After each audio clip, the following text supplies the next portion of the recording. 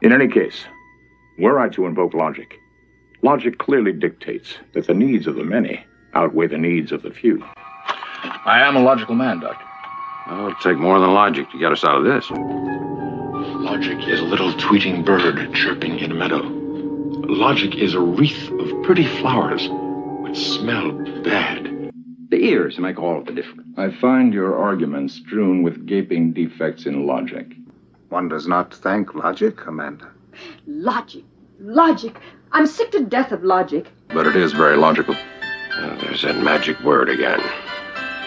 Does your logic find this fascinating, Mr. Spock? Our logic is to be illogical. That is our advantage. Mr. Spock, it is time. The explosive. Very well, Captain. Logic suggests... Logic?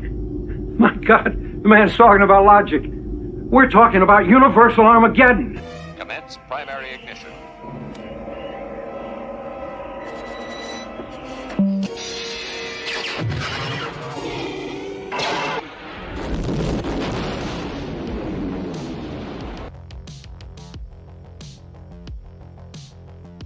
What is up, everybody? Welcome to episode 2 of the podcast. So this is a sort of Halloween weekend, and Halloween falls on a Monday this particular year, so which makes it kind of inconvenient for everybody. But a lot of people kind of turn it into sort of like a 3-day kind of party. So I'm gonna not drop this on actually Halloween, just because I have a feeling it's gonna interfere with. I don't want to step on anybody else's live stream or whatever what they might be doing on Halloween night. So I'm going to drop this on the day before Halloween, and so hopefully it won't interfere with people's ability to watch it. So the subject of this particular podcast is going to be the Mego monsters. And it's a pretty exciting topic. I actually produced a video for Halloween last year, which featured all the Mego monsters that I had in my collection at the time. I've actually acquired quite a few more since I made that video, and I made quite a few review videos about those figures, and I'm going to feature a bunch of them in this particular podcast. So we're going to roll some video footage that I shot of the figures in my collection. And I will pause the video every once in a while and make some comments, but just going to roll through it and take a look at these Mego figures, particularly the Universal monsters. I have, I think, all of them now. I'm not sure, but I have a pretty decent sized collection. Most of the major characters I now have in my collection, so that's excellent. And just very excited over this entire toy line. For those of you who don't know, in 2018, Mego relaunched their action figure line, and they did a series of Target exclusive action figures, and 3 of those were monsters.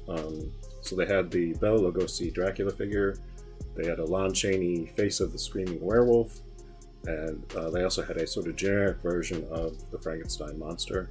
And those figures were among the most popular of the Target exclusive figures.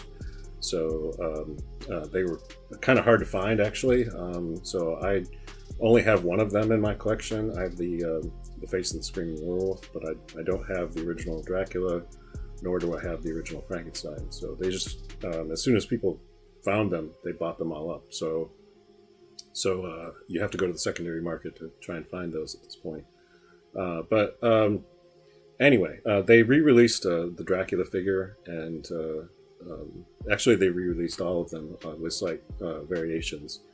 So that's pretty cool. And eventually they got the licensing to do the Universal monsters, so you got much more official versions of the Frankenstein monster in particular, and also the Wolfman. So I'm going to go ahead and roll this footage, and I will walk you through the various things we're going to look at. So the first one up is the Mego Dracula, and I think this figure looks great. Very happy to have this one in my collection. And so this is the re-release, and essentially what they did is they just changed the inner lining, the color, so it's now like this blood red color instead of the sort of grayish, sort of silver lining that was on the original version. So, and the back of the package, some really cool imagery of Lugosi as Dracula. And you can see the licensing was done through Lugosi Enterprises. And really awesome figure. I love the head sculpt. Awesome. And next up we got the Wolfman. So this is the sort of official version, Universal Monsters version. So the head sculpt is different on this from the original Werewolf they released. And the sculpting on the hands and feet is also different. You can see it's much more gangly looking on this particular version, and his outfit is significantly different as well. So, and on the back of the package you can see an illustration of the character. They didn't include any still images from the actual movie. I'm not sure if they just couldn't get the licensing to do that or what happened there, but cool figure. And then here's the Mummy, and they released an earlier version, a generic version of the Mummy earlier, and they didn't have the licensing to do the Boris Karloff head sculpt at that point. I don't have that figure in my collection. In fact, I don't have any of the figures that were in that particular wave. That wave also included the Headless Horseman and the Phantom of the Opera. And the one I'm kicking myself the most for not getting is the Phantom of the Opera figure, because that figure is excellent, and it is one glaring example of why if you want something, you need to pick it up and not wait, because I waited and I missed out on it. And to buy it on the secondary market, it's very expensive. I think it's like $60 or some ridiculous price is the last time I looked it up, and I was like, no, can't do it, can't justify it. So I'm hoping maybe Mego will re-release that figure. I'd be super happy if they did. It'd be a smart move, actually, because I think a lot of people probably missed out on the figures in that particular wave. And Phantom of the Opera is one that is pretty essential as a monster, so I think it'd be a good idea for them to re-release it. So if anyone out there is listening, Mego, could you re-release Phantom of the Opera? I would really appreciate it. I know it's probably not going to happen, but it's worth asking. And in terms of this Mummy figure, they handled the outfit the same way they did the sort of generic version of the Mummy, with that sort of bandaged look to it. And see some imagery from the movie on the back of the package here. So pretty cool figure, very happy to have that. And then next up we got the Invisible Man. And again, they had a generic version of the Invisible Man that they released. I have that in my collection. And they handled the body design the same way on this figure. You can see the entire body on this is translucent. So you can see the translucent hands cast in transparent plastic. So really cool way of handling this figure, and the outfit on this and head sculpt are much more accurate to the movie. So that's very cool. You can see some imagery from the movie here on the back of the package too. So really awesome figure, and I have actually two versions of it. This is the carded version, and I also have the boxed version, which was released initially as a Walmart exclusive. So there were a bunch of these figures that were done exclusively to Walmart. I don't think they're exclusive anymore. I think you can get them at other places, including, you know, like Big Bad Toy Store, I think has them. And I'm sure there's probably some other places that have the box versions as well. So, but yeah, I bought this at Walmart. I bought this figure and then one other boxed figure. These are kind of cool because it's sort of reminiscent of the way Mego figures were released, you know, back in the 1970s. You could often get a Mego figure in a box. This was before they switched over to carded figures that were on bubbles and hung on the pegs. So yeah, this was sort of a more traditional packaging style. And I have one other box figure I want to show you. That's these mole people, and very cool looking figure. Kind of goofy looking though in a way, and this particular movie is a bit more obscure. I believe this is part of the Universal Monsters though, because it actually has the Universal Monsters logo on the back of the package. You can see right there, and but certainly not as well known as some of the other monsters we're covering in this video. But still pretty happy to have it in my collection. And then next up we got the Creature from the Black Lagoon, and This one is definitely one of the most spectacular ones that they've ever done. Really fantastic head sculpt, and I like that how they do the collar done in plastic over the shoulders. That's a very cool approach to doing the outfit on this guy, and unique hands and feet on this figure too. So really cool looking figure overall. Definitely one of my favorites. And you can see on the back of the package there's a still image from the movie, so very cool looking stuff. Definitely a worthy addition to any monster collection. So very cool.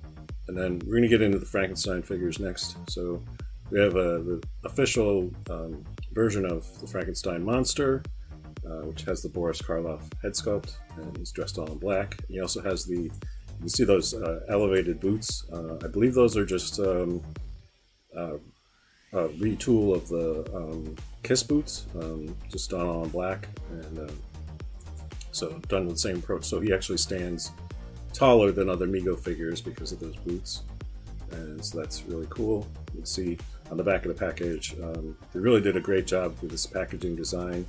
I love this image of the Frankenstein monster here in the back. Just looks incredible.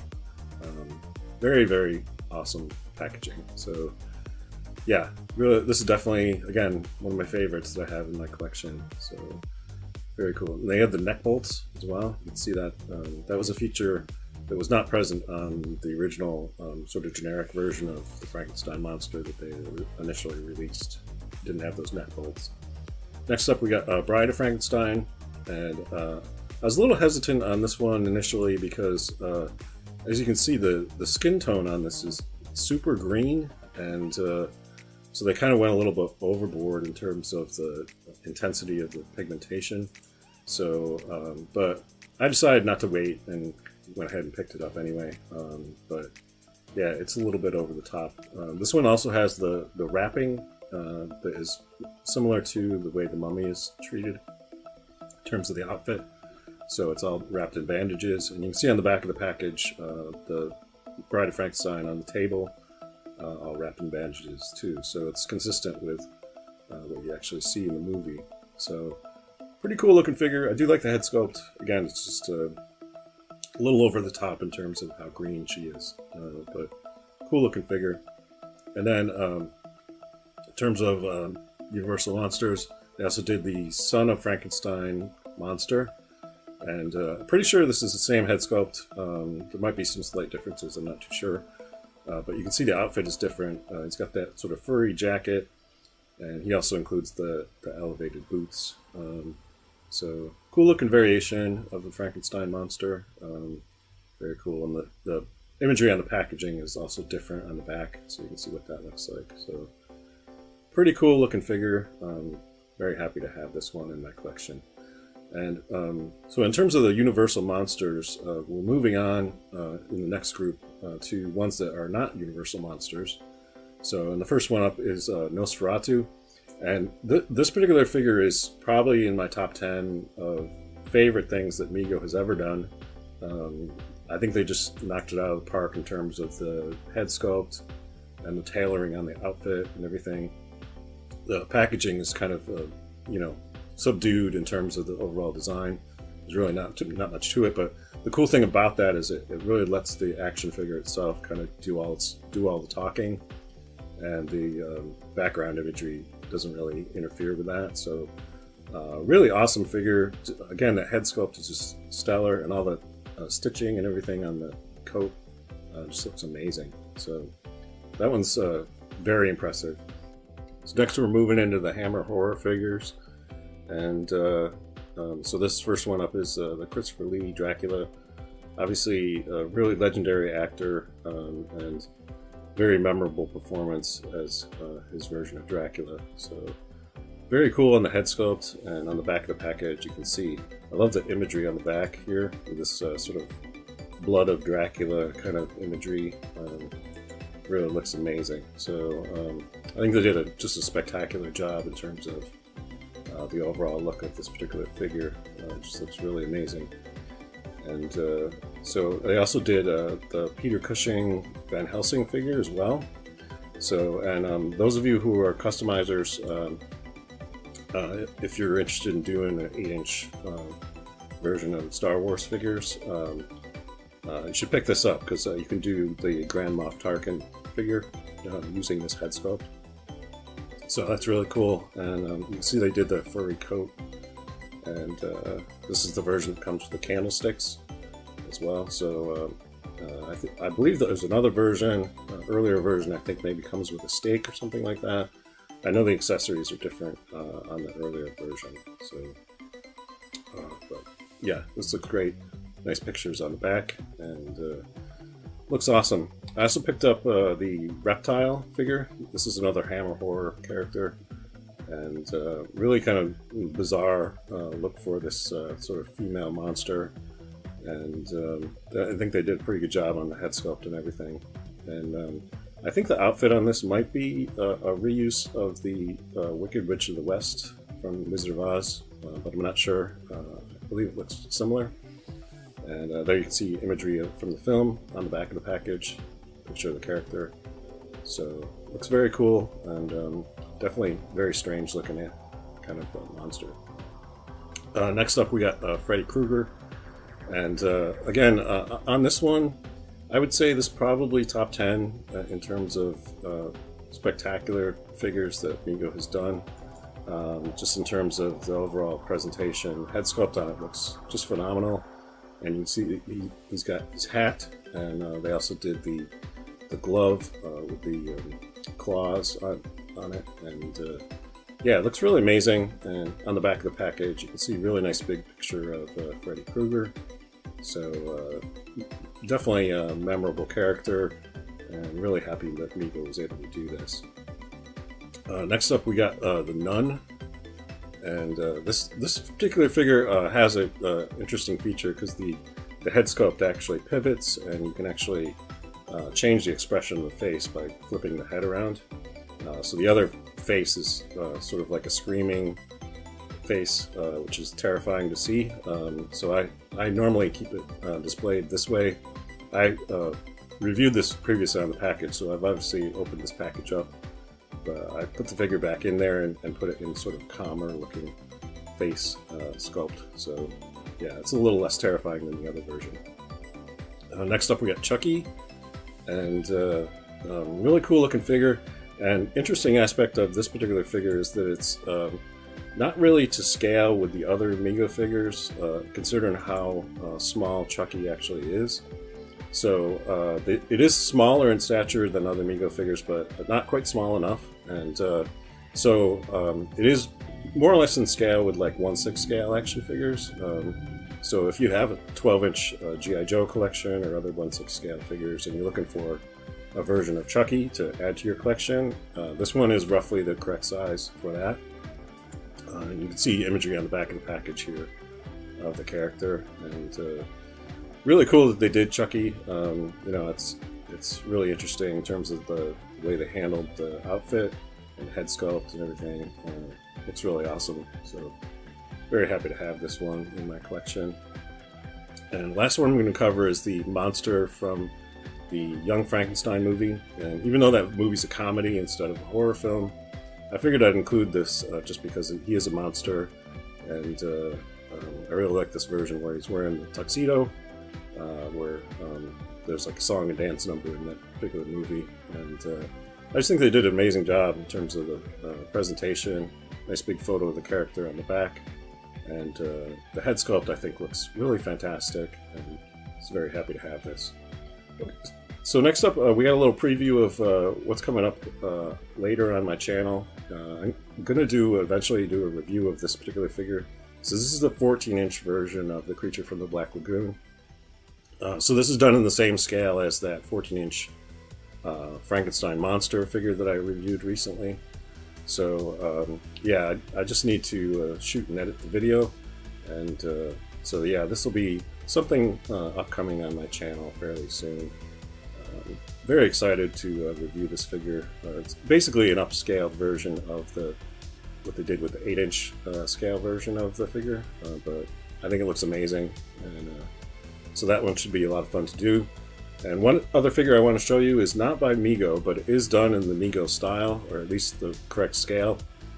And it also includes cloth uniform, cloth outfit and everything. So I do consider this part of my Mego collection because the scale and the handling of the figure is the same. But this is done by NECA, obviously.